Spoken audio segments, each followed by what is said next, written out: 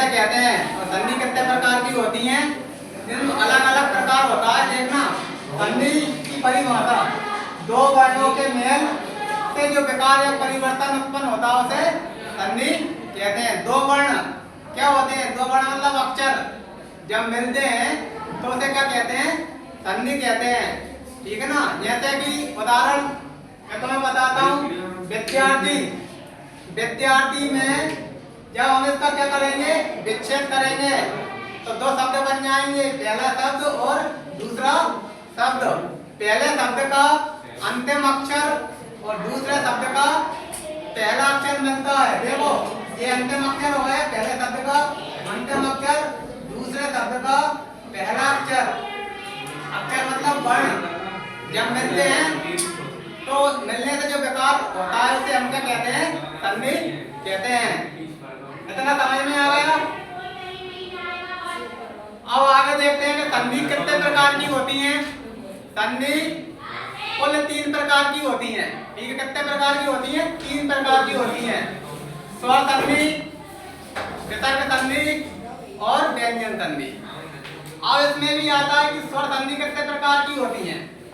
स्वर संधि के प्रकार 5 होते हैं, लेकिन इससे पहले हमें कुछ और पढ़ना है कि स्वर संधि किसे कहते हैं।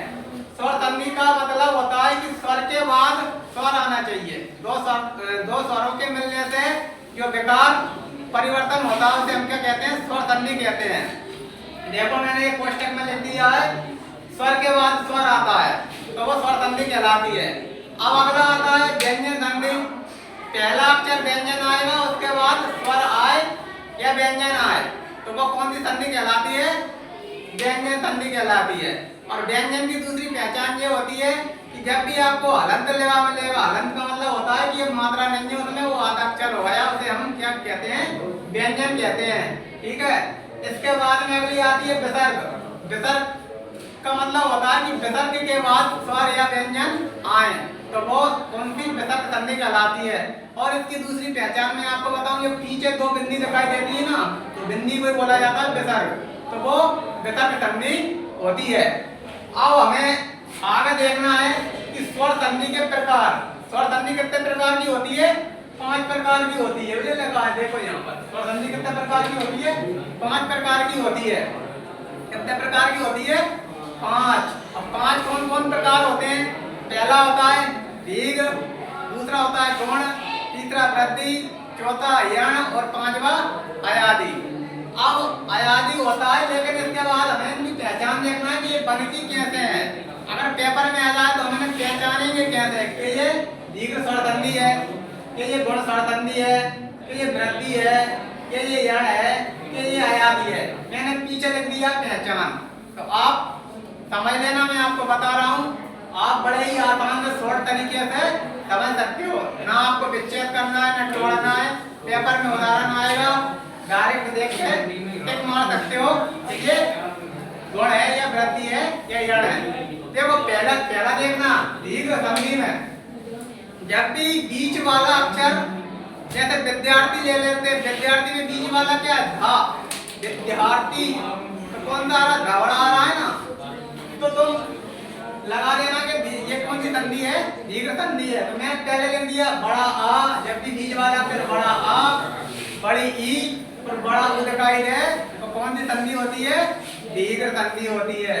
और अब गुण संधि में देखना, गुण में मतलब होता है जब भी ए, ओ और ऋति, मतलब एक सूत्र चलता है, वो मैंने लिखा नहीं है, शॉर्ट में बताया। जब भी ए, ओ और ऋति दिख जाए वो गुण संधि होती है। सूत्र ये बनता है, जब भी आ प्लस ई को मिलाते हैं तो ए बनती है, जब भी आ प्लस ओ को मिलाते हैं तो औ बनता है, जब भी आ प्लस और ऋति को मिलाते हैं तो अर बनता है। अर की ध्वनि का उच्चारण होना चाहिए, तो वो कौन सी संधि होती है, गुण संधि होती है।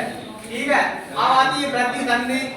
वृद्धि में कुछ नहीं करना है, जब भी आपको 2 मात्राएं बीच में चढ़ी मिल जाए अक्षर पर तो वो कौन सी संधि होती है, वृद्धि संधि होती है। देखो जैसे अपन लिखेंगे एक शब्द एक एक एक एक, तो वो कौन सी संधि है, 2 मात्रा आ रही है ना, एक एक में 2 मात्रा चढ़ती है, तो वो 2 मात्राओं को देखकर हम पहचान सकते हैं कि ये कौन सी संधि है, वृद्धि संधि है। ये सदैव, सदैव में 2 मात्रा चढ़ती है ना, तदेव, तो ये दो मात्राएं वाली कैसी संधि होती है? वृद्धि। अब आगे वाली आती है अपनी यण। यण का ही मतलब होता है कि आधा अक्षर। जिस शब्द में तुम्हें बीच वाला आधा अक्षर दिखाई दे उसे क्या कहते हैं? यण संधि। उदाहरण के लिए जैसे अत्यधिक, अत्यल्प। तो अत्यधिक में ता आधा आ रहा है, अत्यल्प में भी ता आधा आ रहा है, तो अक्षर क्या था? आधा है। तो हम पहचान सकते हैं कौन सी संधि है? यण संधि है। ठीक है ना? अब आगे वाली लास्ट वाली आती अयादि। अयादि का मतलब होता है कि बीच वाला अक्षर जब या, ये या और बा दिखाई दे तो वो कौन सी संधि होती है? अयादि। उदाहरण जैसे नयन, शयन, पवन। पवन में क्या आ रहा है? पवन में क्या बा आ रहा है? ये संधि कौन सी हो जाएगी? अयादि। नयन में क्या आ रहा है? या आ रहा है ना, तो ये कौन सी संधि हो जाएगी? अयादि। अब ये मैंने कुछ संधि आपको लिखी है और इनको तोड़ के बताया, विच्छेद किया है। तो अब देखना, ग्रीस, ग्रीस में बड़ी ई आ रही है तो विच्छेद करेंगे। ग्रीस मूल शब्द देखना, ग्रीस मूल शब्द क्या आ रहा है? ग्रीस, ईस। तो ग्रीस प्लस ईस, तो ये क्या हो गया? छोटी ई प्लस छोटी ई से मिलकर क्या बन गई? बड़ी ई। तो ये कौन सी संधि हो गई? दीर्घ संधि हो गई। ऐसे ही बड़ा आता है और ऐसे ही बड़ा हुआ आता है तो वो दीर्घ संधि होती है। अब महात्मा में देखो ये बड़ा आ गया, ये बीच वाला बड़ा आ, बड़ा की मात्रा चढ़ रही है ना, अब तो ये महात्मा, तो ये दीर्घ संधि का उदाहरण है। अब देवेश में देखो ये एक ही मात्रा चढ़ रही है, लगाया। अब इसको तोड़ेंगे, देवेश मूल शब्द क्या है इसमें? ई। देवेश, देव धन ईश, तो ईश मूल शब्द है तो देव प्लस ईश। तो हम इसको देखेंगे कि एक ही मात्रा चढ़ रही है तो कौन संधि है। और अगला आता है सदैव। मैंने कहा था कि दो मात्राएं देखना चाहिए और कुछ नहीं देखना है आपको, तो कौन सी? वृद्धि संधि हो जाएगी। ये चल रही सदैव, सदा प्लस वृद्धि संधि। इसके बाद में आती है यण संधि। यण का मतलब होता है आधा अक्षर। ये दिख रहा है आधा अक्षर, देखो जी दिख रहा है, तो ये कौन सी संधि हो जाएगी? अत्यधिक, अति प्लस अधिक, यण संधि। अगला देखना लास्ट वाली अयादि। मैंने बोला था जब भी आपको बीच का अक्षर या और बा दिखाई दे तो वो कौन सी संधि होगी? ये अयादि संधि होगी। देखो ये दिख रहा है या, इसमें या दिख गया, तो इसमें नयन में क्या हो जाएगा? ने प्लस अन, नयन अयादि संधि। इसी प्रकार हम देखते हैं पवन। पवन में आपको क्या दिख जाएगा? बा, तो पौधन अन, पवन। ठीक है ना? ऐसे ही शयन कर दो, शयन, उसमें आ रहा शयन अन। लेकिन इसमें एक और व्यक्त होता है, तुम बोलोगे कि किसी किसी पे दो मात्राएं चढ़ जाती हैं, वो कैसे आ जाती हैं?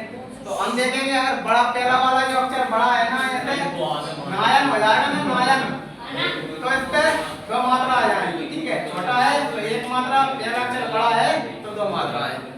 अगर वीडियो अच्छी लगे, पसंद आए तो शेयर करना, लाइक करना, सब्सक्राइब करना और अपने सभी दोस्तों को शेयर कर देना।